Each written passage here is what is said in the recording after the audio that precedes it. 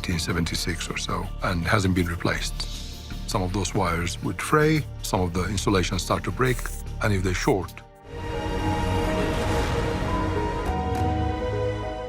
A warm July evening, a Boeing 747 lifts off from JFK bound for Paris and Rome. 16 minutes later, the night sky over the Atlantic ignites in a fireball, leaving 230 souls lost in one of aviation's most haunting mysteries. How could a routine flight unravel into a catastrophe so quickly? Why did something as ordinary as the air conditioning system become central to the investigation? And why, even today, do theories still clash? In this video, we retrace TWA Flight 800, its secrets, and its devastating chain reaction. The flight that shouldn't have flown.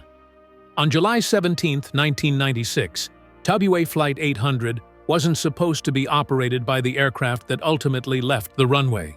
The flight to Paris, with a final destination in Rome, was originally scheduled for a newer Boeing 767. But when that aircraft encountered mechanical problems, Transworld Airlines turned instead to an older Boeing 747-100, tail number N93119. This jet had already served the airline for more than 2 decades and was nearing retirement. Yet in aviation, flexibility is survival, and the airline chose continuity over cancellation. That decision meant 230 passengers and crew boarded an aircraft that had seen better days. The plane was iconic in its prime, one of the workhorses of the TWA fleet during the 1970s and 1980s, back when the airline was a pillar of transatlantic travel. But by the mid-1990s, the 747s were showing their age. Their wiring was worn, their systems outdated, and their operational costs climbing. Airlines around the world were gradually replacing them with more efficient designs. This particular aircraft was essentially a stopgap, called into duty when the airline needed to plug a hole in its schedule. For the passengers boarding at JFK that evening, this wasn't common knowledge. They only saw a familiar wide-bodied giant, promising comfort and adventure across the ocean. In the cockpit, however, things were a little more complex. The pilot of the airplane, Captain Ralph Kevorkian, was a veteran with more than 30 years of service. His co-pilot, Stephen Snyder, had well over 30 years of flying. On board as well was Richard Campbell, the flight engineer who was to be responsible for the technical systems of the aircraft. But there was also a trainee flight engineer, Oliver Crick, who had only made a handful of flights. Although airline operations do normally involve training in true flying conditions, that complexity meant that Captain Kevorkian and Campbell had one more responsibility that evening: to ensure that Crick was learning while they themselves were working hard at flying. Small but persistent problems started to arise even before takeoff. Suddenly, the crew was met with an issue regarding engine number 3. It turned out that a faulty cable had forced the crew into a shutdown until maintenance crews replaced the part. To passengers within the cabin, it was just a delay expected and annoying for most. Yet, behind the scenes, every mechanical hitch wound the spring further, not simply because schedules had to be kept, but for sure confidence placed in an aging aircraft. Of course, there were other delays. Baggage handling equipment lay in the aircraft's path at the gate, further adding to its time under the much-feared sun. Others are alarmed and concerned about the passenger bag mismatch. Aviation rules indicated that an unaccompanied bag should be searched prior to departure. The crew and the ground personnel spent a whole lot wondering if they were dealing with a bomb threat. Later, it was confirmed that the passenger was actually on board.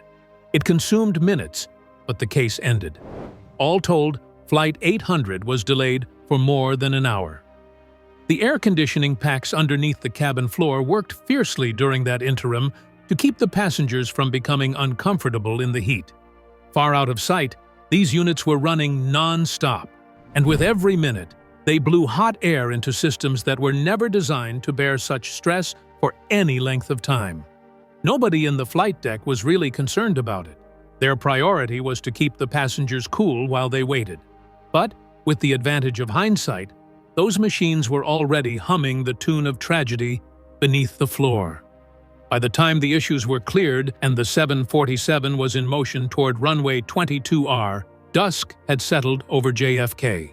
Relief had begun to set in for most passengers after the frustration had begun in the earlier part of their journey. Finally, they were moving.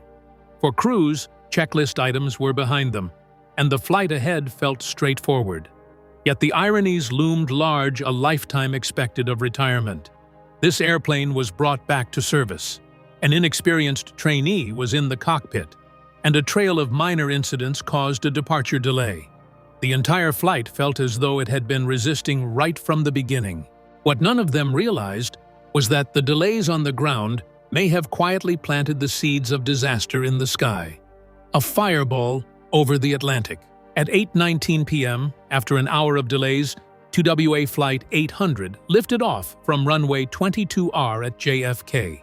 The massive 747 climbed steadily into the warm summer evening, its 4 engines thundering as it banked eastward over the Atlantic. For those inside, there was a collective sense of relief. The wait was over, the long journey had finally begun, and the horizon promised Paris, Rome, and reunions with family and friends.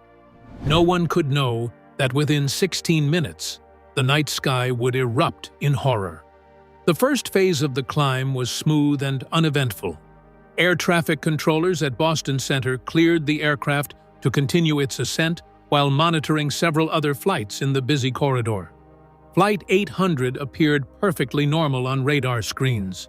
To the controllers, it was just another blip moving along its expected path, one of dozens crossing the eastern seaboard that evening. But in the quiet space between radio calls, something unseen was building deep inside the plane's systems. At 8:31 p.m., the silence broke across Long Island and out to sea as witnesses captured a sudden blinding flash. Captain David McLean was flying a Boeing 737 close to Eastwind Airlines when he suddenly saw what appeared to be something brighter than the brightest light ahead. He first thought that the prime aircraft had its landing light on after all the time had passed. In an attempt to signal visually, McLean momentarily flicked his lights. Mere moments after that, he was to be dumbfounded as the aircraft, which he saw in his line of sight, erupted into enormous fireballs. It became an outright nightmare from what appeared to be a small quirk. Similarly, many other witnesses from the shore and the boats described the happening. A bright streak of light, a ball of flame, debris falling down from the sky. Some thought they saw a missile moving upwards. Others could have claimed they heard a loud bang that shattered windows and rattled the earth. Outside, it seemed like an instant flash of fire. But in the cabin, the sequence must have been horrifyingly fast. The very first thing to break off from this 747's nose was that it started falling down. The remaining fuselage was violently jerked upward by the shift in center of gravity for a brief moment before it burst into fragments and spiraled down to the ocean. Radio calls were made by Boston Air Traffic Control to Flight 800, but went unanswered. The radar return indicating the movements of the 747 almost moments before was observed breaking up and dimming. Controllers worked to establish the status of other flights nearby. There was only one missing, TWA 800. Almost within minutes, emergency frequencies were clogged with reports of a large aircraft exploding offshore from Long Island. Rescue helicopters, Coast Guard cutters, and civilian boats raced toward the scene, attracted by the fiery debris that was still burning on the water. But by the time they got to the floating wreck, the awful truth had sunk in. There were no survivors. The surface of the ocean lay strewn with twisted metal, seats, luggage, and personal effects. Nothing at all had remained intact after the sheer force of the explosion. All 230 people aboard were now gone. Passengers, crew, students on a school trip, families traveling together, and off-duty airline employees. He went to Paris from Montoursville, Pennsylvania, with 16 other high school students and 5 adult chaperones, is part of the exchange program with France. In one night, their small town was devastated. So were dozens of other TWA employees returning from a holiday, yet another loss within the airline's own family. Each name was not just a statistic, but the blunt end of the personal journey. Silence was unbearable now for families waiting at the airports in Paris and Rome as news of the explosion traveled around the globe. In an instant, TWA Flight 800 had become one of the deadliest aviation disasters in American history. Yet, beyond the heartbreak and wreckage, darker questions loomed. What could cause a massive jetliner to disintegrate just 16 minutes after takeoff? Was it terrorism, mechanical failure, or something far more sinister? But as families waited for answers, investigators would quickly find themselves battling not only wreckage, but also each other. The investigators at war. When the wreckage of TWA Flight 800 sank into the Atlantic, the disaster was no longer just a human tragedy. It became a battlefield for competing agencies. Within hours, both the National Transportation Safety Board, NTSB, and the Federal Bureau of Investigation, FBI, were on the scene. On paper, their goals aligned: uncover the truth, prevent future tragedies, and deliver answers to grieving families. In reality, those goals clashed, creating confusion, rivalry, and headlines that fanned conspiracy theories before the evidence could speak for itself. The NTSB traditionally leads accident investigations, relying on technical expertise, engineering knowledge, and flight data. Their mandate is to find out what went wrong mechanically and structurally. But when suspicion of a criminal act arises, terrorism or sabotage, the FBI steps in, claiming jurisdiction. With TWA 800, uncertainty about the cause meant both agencies dug in, neither willing to yield control. It didn't take long for the public to notice the cracks in their partnership. After some eyewitness accounts about streaks of light in the sky, the FBI found it more plausible that a missile strike or bombing had taken place. Recovered samples from the wreckage were announced to contain traces of explosive residue, going one step further.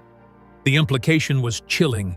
Terrorism could have gotten another victim, Flight 800, just like Pan Am 103. The announcement stormed headlines, causing panic among the public and angering families who wanted clarity rather than conjecture. Meanwhile, the NTSB held its position. Its engineers maintained that there was no definitive evidence of an external explosion. The nature of the structural damage did not resemble that of a missile strike. No signs of pitting or curling in the metal were also observed in the wreckage, which would ordinarily indicate high explosive device blast. But the restraint on the part of the NTSB was quickly drowned out by the loud proclamations of the FBI. Weeks went by in which families were tossed in the tug-of-war of possibilities, one related to sabotage and the other relating to system failure. While one after another, officials contradicted each other in press conferences. The tension really boiled behind the scenes. The FBI commandeers evidence, sometimes taking things off the site without letting the NTSB know about it. This resulted in lock-horns between evidence access and even how shared information should be passed to the public. Each agency accuses the other of threatening the integrity of the investigation. Families who spent hours daily watching jurisdictions argue orchestrated more frustration. Not only was the issue science versus security, but it also seemed like politics were intruding into their grief. In the end, what was ostensibly explosive residue was traced back to a much less interesting source. The aircraft had been in use a few months earlier in a sniffer dog training exercise, when explosives were placed inside it to be tested on their detection methods. Or it is possible that contamination of the samples stemmed from military personnel handling debris while remiss in much of their uniforms, which would contain trace amounts of explosive material. In either case, this evidence didn't point to terrorism. By the time this clarification came about, however, it was far too late, the damage having already been done. The public was no longer trusting of the process. At that time, another theory was picking up speed out of official channels, that the U.S. Navy had accidentally shot down the plane during one of its training missions. The media gave airtime to the notion, citing eyewitness accounts of streaks in the sky and the government's contradictory statements as suggestions of a cover-up. The Navy denied the involvement, and records of the office showed all missiles accounted for. But because of the visible tension between agencies, the theory would not die. Inside the hangars on Long Island went the painstaking rediscovery of the compromised airplane. Piece by piece, investigators were raising fragments from the seabed and assembling them into the specter of a skeleton out of the 747. This, for the NTSB engineers, was the true battleground, not press conferences nor speculation, but rows of rivets, fillets of wire, and twisted panels that told a mechanical tale. Yet beneath the noise, one detail about the wreckage kept pointing investigators back to the airplane itself, the tank that shouldn't explode. As divers recovered wreckage and investigators rebuilt the shattered 747 inside a Long Island hangar, a strange truth began to reveal itself. The distribution of damage didn't suggest a bomb hidden in the luggage or a missile tearing into the fuselage. Instead, the break patterns pointed back to one of the last places anyone expected, the center wing fuel tank.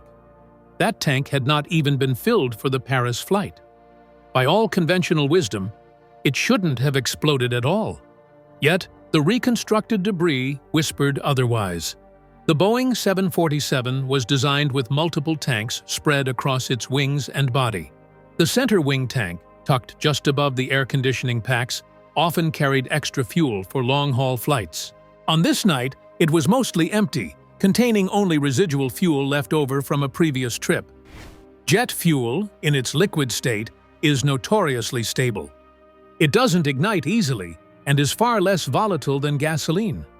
According to Boeing's manuals, there was no scenario in which temperatures inside the tank could rise enough to vaporize the leftover fuel into something flammable. That assumption was built into the aircraft's safety model. But the investigators saw something else coming together from the evidence upon the investigation. The central fuselage panels were found with signs of outward deformation, generally indicative of blast action coming from inside the structure. The tank structure is frayed and otherwise bent in manifestations of internal pressure aiding external forces. That is, the kind of force that would begin the explosion when departing from inside, not from an operative hand outside. There was a lot of skepticism.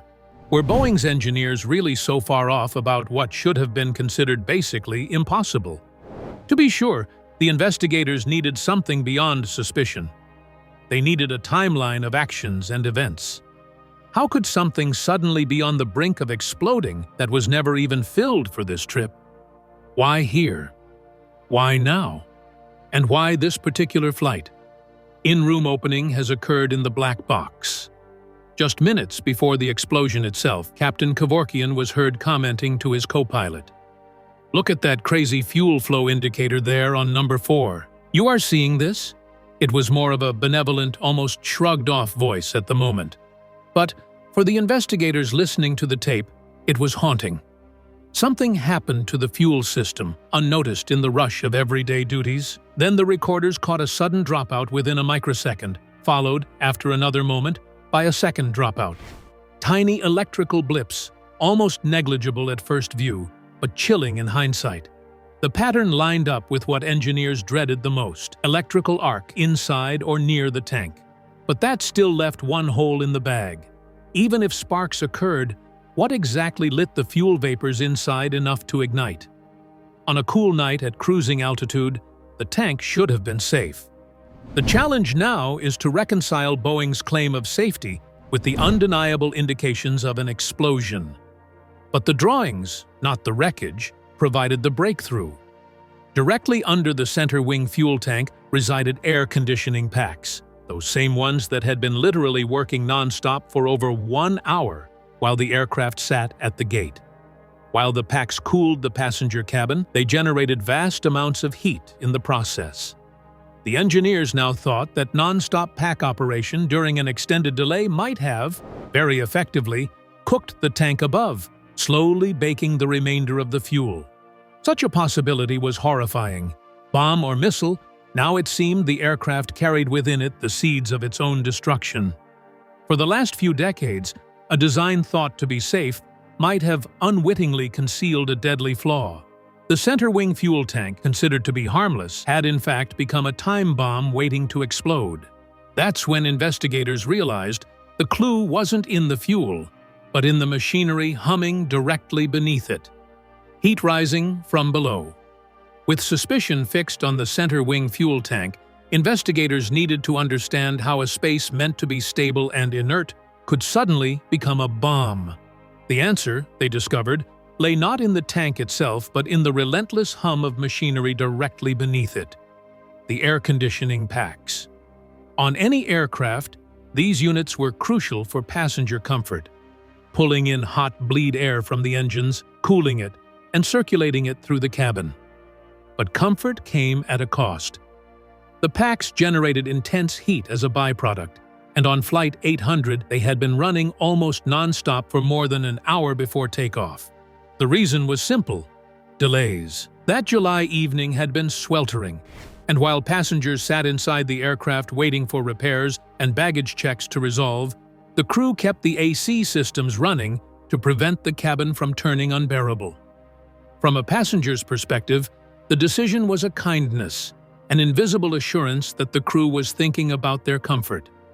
From an engineering perspective, it meant the underside of the fuel tank was being baked steadily by machinery capable of reaching temperatures most people only expect from an oven. To confirm their theory, investigators turned to hard science. The NTSB arranged for a test using another Boeing 747 of the same model, leased from Evergreen International.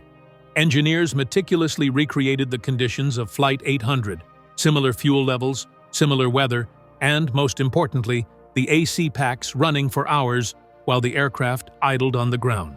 Sensors were installed in the test aircraft's fuel tank, ready to record what Boeing had long insisted was impossible. The outcome was extraordinary. While the airplane sat with its packs operating, the temperature within the fuel tank was steadily on the rise.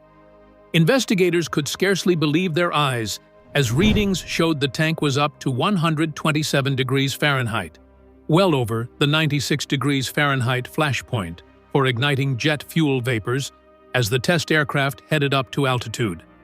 The temperature of the AC packs themselves was almost 350 degrees Fahrenheit, warm enough to bake a chicken, rather than what one would expect under an aircraft fuel tank. What had seemed improbable to Boeing engineers was now forever etched in fact. Sobered by implication, that tank, with only a few hundred pounds of residual fuel, was virtually a chamber charged with highly flammable vapors. The air conditioning packs had made it into some sort of invisible bomb, just waiting to receive a trigger, the vapors induced by heat. With the risk of partially filled tanks being affected for years, here was Flight 800 proving that empty could be far more dangerous than full. This revelation brought about a sea change in the investigation. It meant that the fatal chain reaction did not require terrorism or sabotage. Physics and design negligence played a far greater role. Internally, the delay, the hot weather conditions, and the machinery operated as intended, but far less safely caused the chain of events. Yet, with that understanding, the only remaining question was how the fuel vapors actually ignited. Heat could create vapors. However, it could not start a spark. For that, investigators would look elsewhere in the aircraft's tangled systems, but vapor alone couldn't cause a catastrophe. Something else had to strike the match: the spark in the wires. By now, investigators were convinced. The center wing fuel tank was the point of origin. The vapors inside had become dangerously flammable, heated by the relentless air conditioning packs. But vapor alone couldn't destroy a 747. Something had to light the fuse. The search for that ignition brought investigators face to face with an invisible but deadly enemy: electricity traveling where it never should. Boeing 747s built in the 1970s were marvels of engineering, but like any machine, they aged. By 1996, many had logged tens of thousands of flight hours, enduring vibration, stress, and countless cycles of maintenance. Investigators examining Flight 800's wreckage discovered something deeply unsettling. The wiring running through the aircraft showed extensive wear. Insulation was frayed, some wires were chafed bare, and bundles had rubbed against metal fittings for years. Individually, these flaws might have seemed minor. Together, They were a recipe for disaster. Among the wiring systems threading through the plane were circuits powering cabin lights, fuel quantity gauges, and monitoring systems. Many of these passed through conduits close to or even inside the fuel tanks. On paper, this was safe because the systems carried relatively low voltages, but the reality was more complicated. Faulty insulation could allow electricity from higher voltage systems to arc, briefly jumping across circuits. A spark in the wrong place, measured in microseconds, was all it would take to ignite the vapor-rich environment inside the tank. The flight recorders offered haunting evidence of this possibility. Both the cockpit voice recorder, CVR, and flight data recorder, FDR, cut off abruptly at the moment of the explosion. Yet just before the end, investigators noticed two strange anomalies: microsecond-long dropouts in the data stream. These weren't random glitches. They pointed to electrical disturbances, tiny surges or shorts capable of momentarily silencing the recorders. To engineers, it was like catching a ghostly fingerprint of the very spark they were searching for. Adding weight to this theory was Captain Kevorkian's final comment about the crazy fuel flow indicator. He had noticed something wrong with the fuel system displays, a sign that electrical irregularities were already at play. Investigators pieced the timeline together. Overheated air conditioning packs baked the fuel until vapors filled the tank. Electrical wiring, worn down by decades of service, allowed a stray arc to jump circuits. The vapor ignited instantly, tearing the 747 apart from within. Skeptics asked, why hadn't this happened before? Given how many 747s had flown millions of hours? The answer lay in the perfect storm of conditions. The prolonged ground delay forced the AC packs to run longer than normal, raising the tank temperature far higher than typical. The plane's wiring was particularly degraded, increasing the chance of a spark. And with little liquid fuel to absorb heat, vapors filled the empty space. It was a one-in-a-million alignment of flaws, but aviation tragedies often are. Even as the technical truth emerged, the human cost and the scars on aviation were only beginning to be reckoned with. Lessons written in fire. By the time the NTSB released its final report in 2000, 4 years had passed since the night Flight 800 vanished from radar. The conclusion was painful but clear. A center-wing fuel tank explosion, triggered by flammable vapors and an electrical spark, had destroyed the jet. There was no terrorist plot, no missile, no hidden bomb, only a lethal chain of design vulnerabilities, bad timing, and cruel chance. For the families, the report closed one chapter, but it could never fill the void left by 230 lives lost. For the aviation world, the lessons carved from the disaster would change safety forever. The first and most immediate reform came in aircraft design. Regulators and manufacturers recognized that fuel tanks could no longer be considered immune from ignition risk. New requirements were introduced to reduce the flammability of vapors inside partially empty tanks. Some systems injected inert gases, like nitrogen, to suppress combustion. Others improved insulation between heat-generating components and fuel storage. The assumption that empty equals safe had been shattered. Every tank, full or not, was now treated as a potential hazard. Electrical systems also came under sharp scrutiny. The aged wiring in the 747 fleet had shown its limits, with frayed insulation and cross-circuit vulnerabilities. Airlines were pushed to adopt stricter inspection schedules, replacing wiring before it reached critical wear.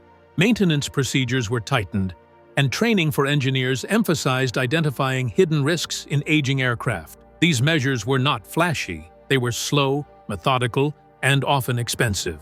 But each one was a silent promise to passengers that what had happened to Flight 800 would not happen again. Just as important were the lessons learned about investigation itself. The bitter rivalry between the FBI and NTSB had turned a tragedy into a public spectacle, feeding conspiracies and eroding trust. Families deserved clarity, not confusion, and the chaos of the dual investigation underscored the need for cooperation. In the years after, new protocols were established to clarify lines of authority. If terrorism is suspected, the FBI takes the lead. But if evidence points to mechanical failure, the NTSB has the final say. Shared communication channels became mandatory, aiming to prevent a repeat of the mixed messages that haunted the Flight 800 case. For TWA, however, the lessons came too late.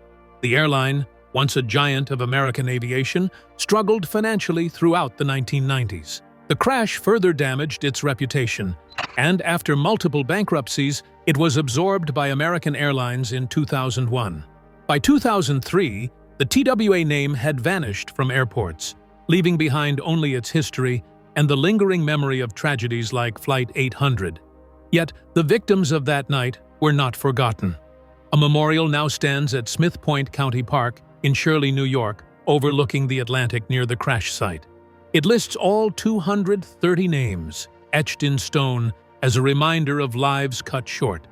Every July, families gather there to honor their loved ones, their grief tempered by solidarity but never erased. For years, the reconstructed wreckage of the 747 was used by the NTSB as a training tool for new investigators, a grim classroom of twisted metal. In 2021, at the request of families, the remains were finally dismantled and destroyed, closing a painful chapter. A jet meant for retirement, delayed on the tarmac, baked by heat, and undone by a single fatal spark. TWA Flight 800 is a haunting reminder of how fragile safety in the skies can be. Could this disaster have been prevented? And how many tragedies today are silently averted by lessons carved from such loss? These are questions worth remembering every time we board a plane. If you found this story gripping, like, comment, and subscribe, and watch our next video as we uncover another aviation mystery.